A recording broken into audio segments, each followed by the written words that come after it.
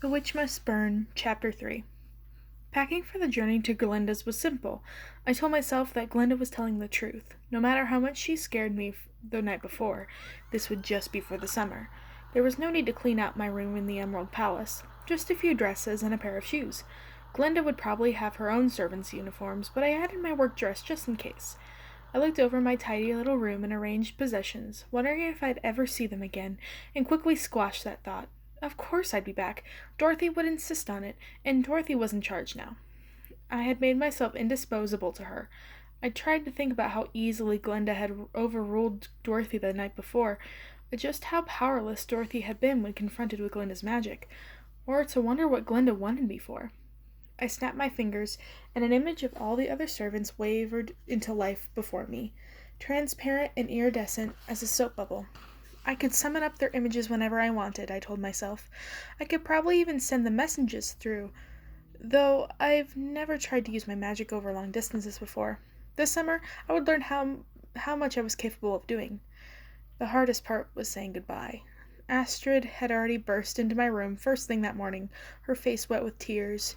"Jillia," she wailed, flinging her arms around me and almost knocking me onto my bed. "You can't go. It's all my fault." She sobbed into my shoulder. "Who will look after us when you're gone? Who will protect us?" "It's just for the summer," I said firmly, gently moving her hand off my shoulder, before she blew snot all over me. "You'll have to be strong, Astrid.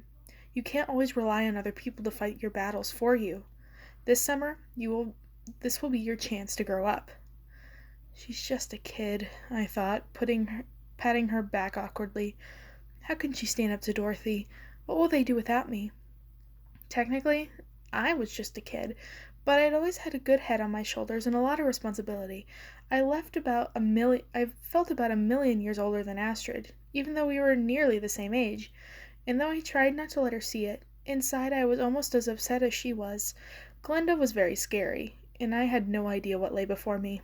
Despite our hasty departure, word had spread fast around the palace, and all the servants were assembled into the courtyard to send me off. I took a deep breath, determined not to cry. I looked around for Ozma, who wasn't totally surprised, but I wasn't really surprised by her absence.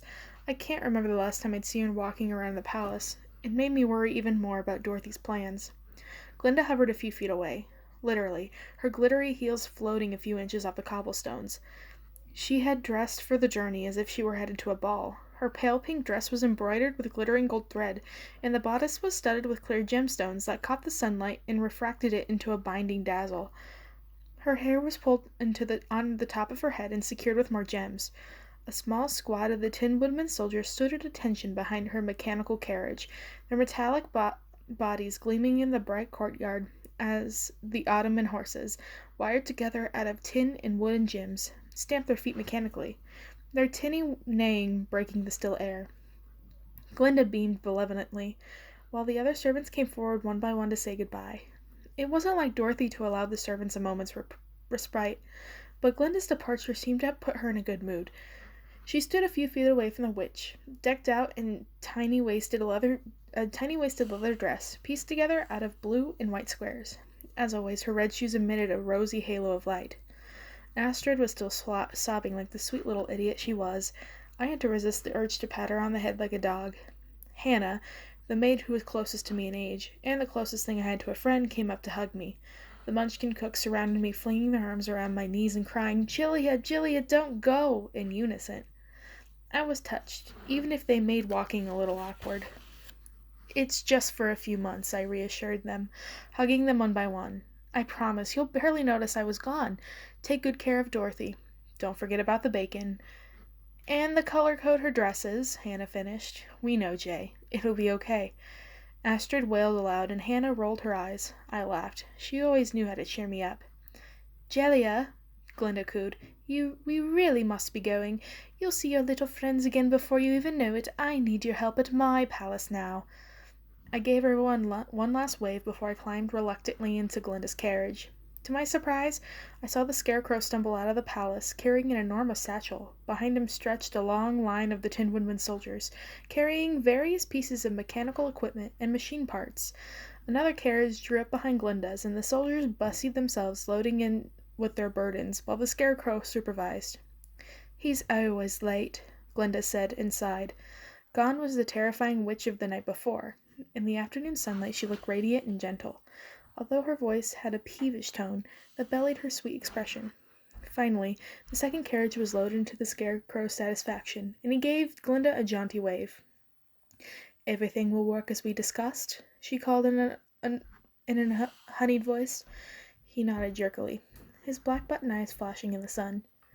"If the girl has enough magic to power the device," he said. The Scarecrow spoke rarely, and his dry, straw-like voice always sent chills through me.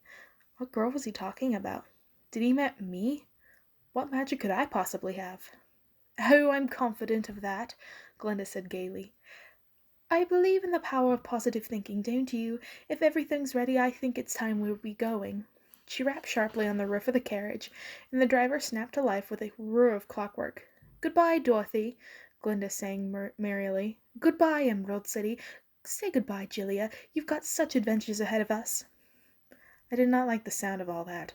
I waved out the window as the servant shrank behind us in the distance, and I didn't turn back to face the road until there was nothing more than a tiny dots against the glittering green of the Emerald Palace. Whatever happened next, I was on my own now.